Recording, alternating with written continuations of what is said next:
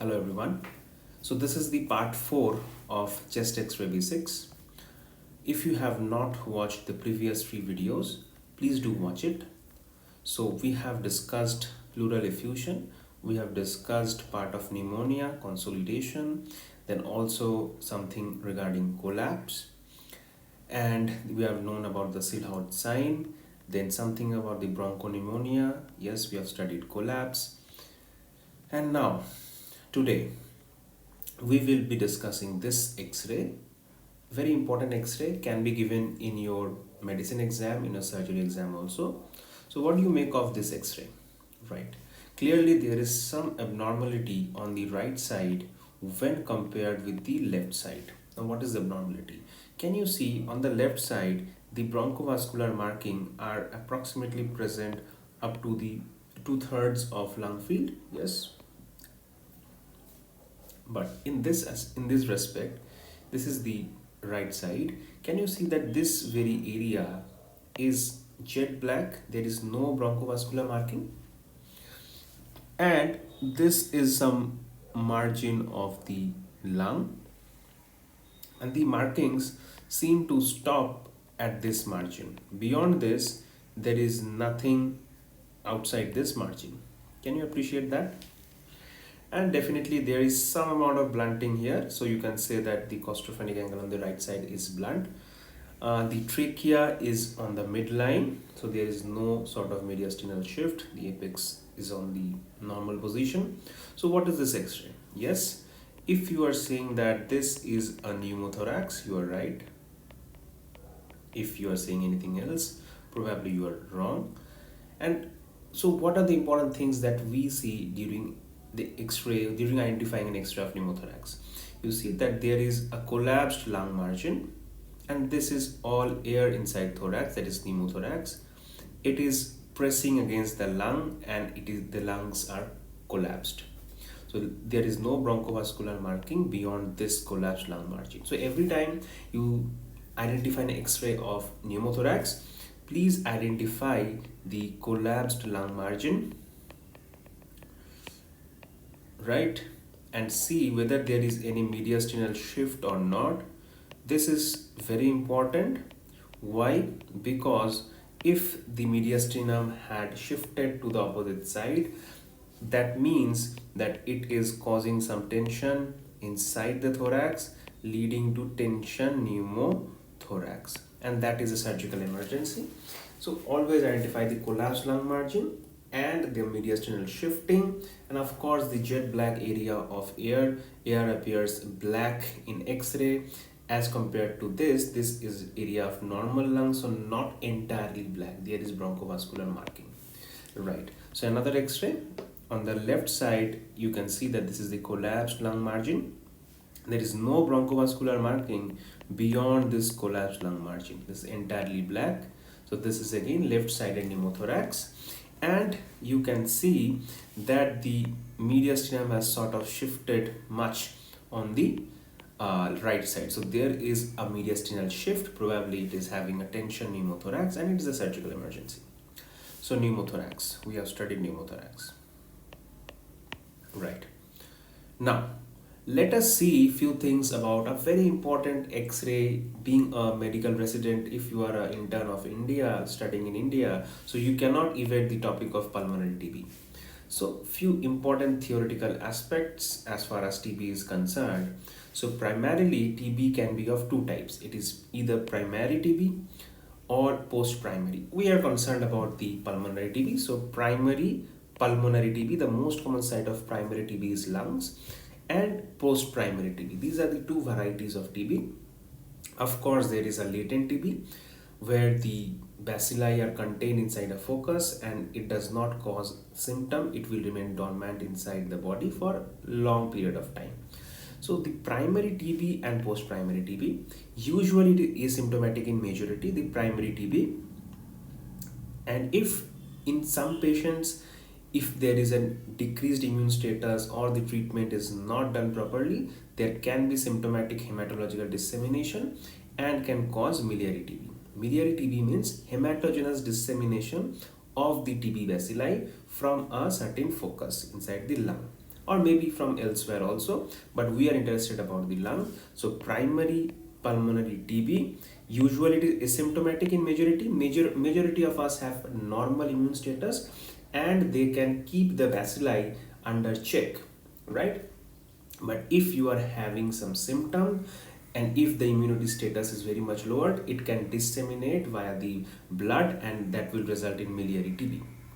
So, and post primary TB, it is also known as reactivation TB or secondary TB. That is, if you are having a primary TB and you have contained the infection inside your lung, and for some reason your immune status is lowered, maybe you are taking immunosuppressive therapy, maybe you are having uncontrolled diabetes, old age, all this condition can decrease your immune status, and it will cause reactivation of the TB.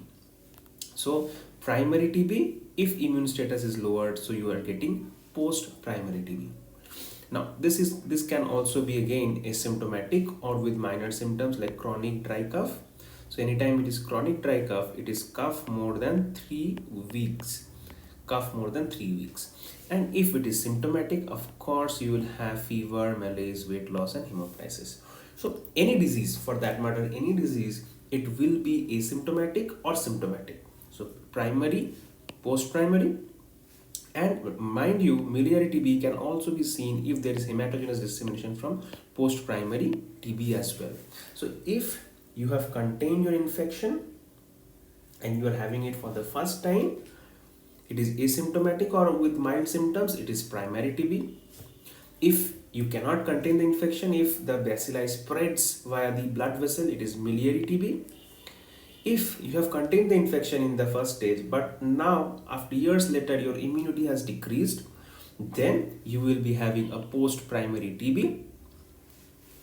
This is all about the basics of TB. And again, if the post-primary TB is not treated properly, hematogenous dissemination can again lead to miliary TB. It is usually also known by the name of reactivation TB, the post-primary TB, right? Now, so why we need to know this theory because in primary TB, we know that the lungs can be divided into 3 zones: the upper zone, the mid zone, and the lower zone. The primary TB in children, it can occur anywhere in the lung, anywhere inside the lung, but we are not discussing about children's. So it is mostly seen in the upper zone in adults. Mind you, not upper lobe, it is upper zone, and lower zone in adults. So what are the findings you can see in primary TB? So it can be very much a normal X-ray, you cannot find the lesion, or it can be a small non-specific lesion.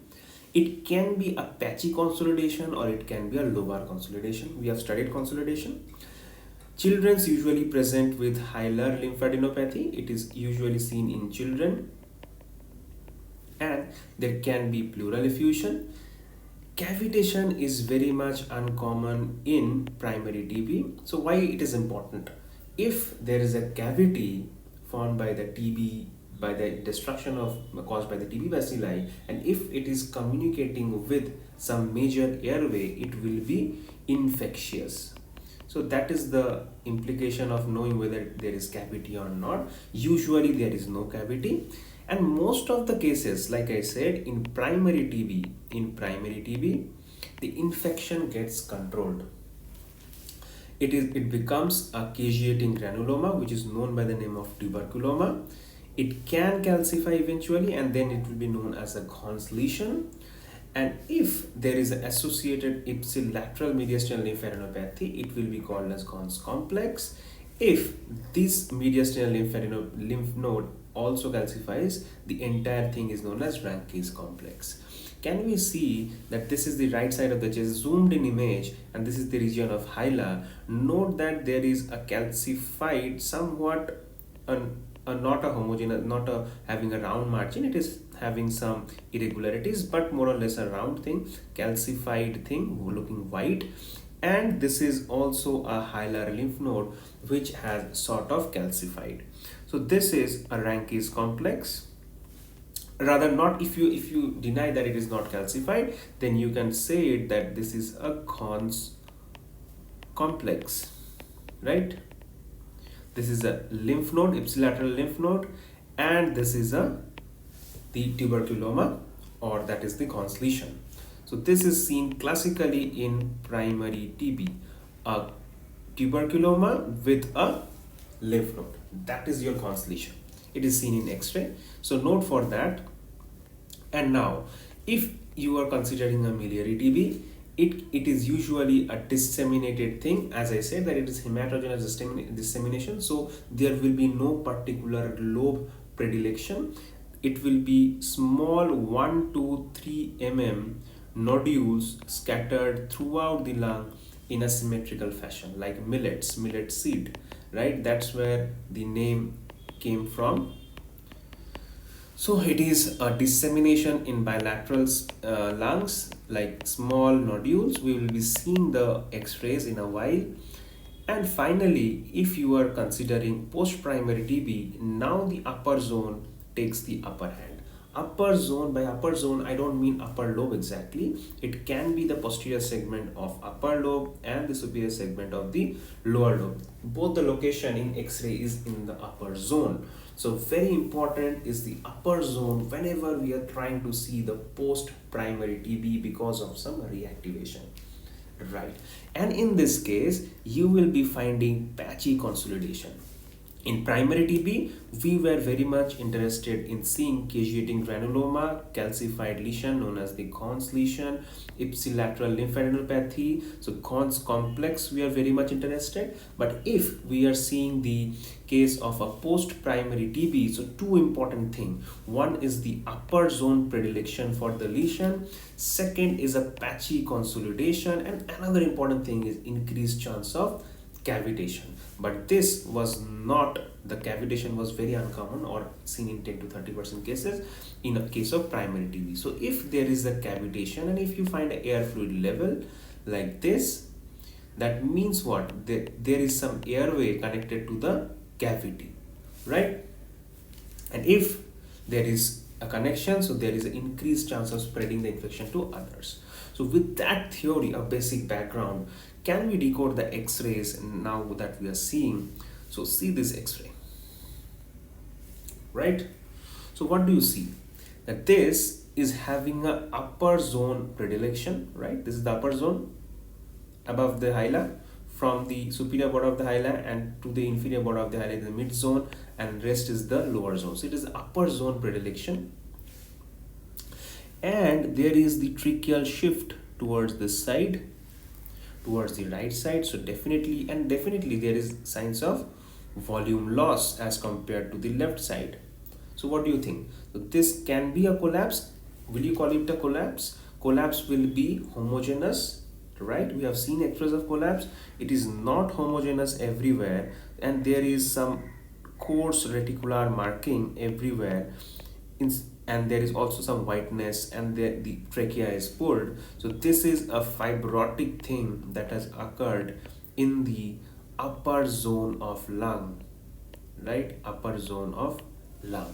So this is, so since it is having fibrosis, so it is not, it is an inactive TB. So what do you think it is? It is upper zone, so probably it is a post-primary TB which has now sort of healed and scarred and caused some scarring, resulting in a volume loss in the upper zone. So this is a classical example of pulmonary TB healed with scarring, right? There is a lot of scarring in the upper zone, right? Now whenever you see such fibrosis in the upper zone of the lung, what are the diseases that you need to think of?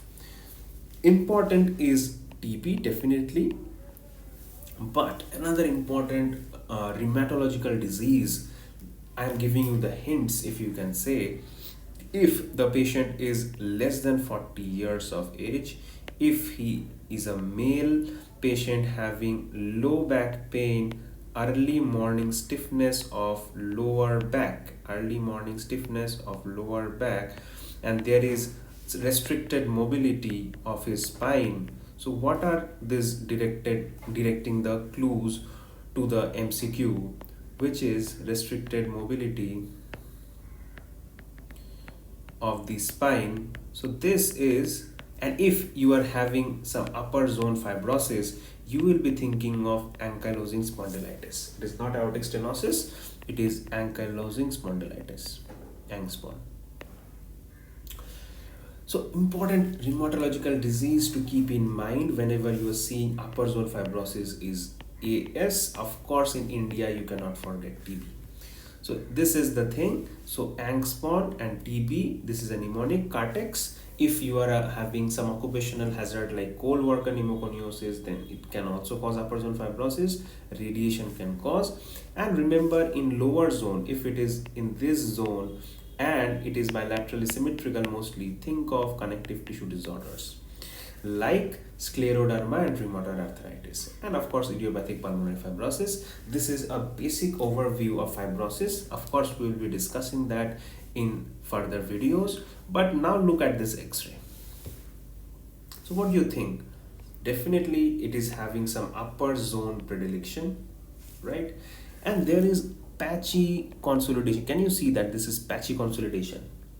Now whether it is fibrosis like we have seen in that x-ray, that this was a fibrotic lung with trachea being pulled and there is coarse reticular marking everywhere, right? There is coarse reticular marking everywhere, and so that is, we are saying that the TB has caused a sequelae in the upper zone. Now can you see this x-ray? Can you appreciate that it is not that much sharp marking and it is not that much homogeneous, and the markings are somewhat fluffy, and we have studied the difference between an interstitial interstitial opacity versus an alveolar opacity, right? Can you see? Now let us see that difference once again. If you want to see that,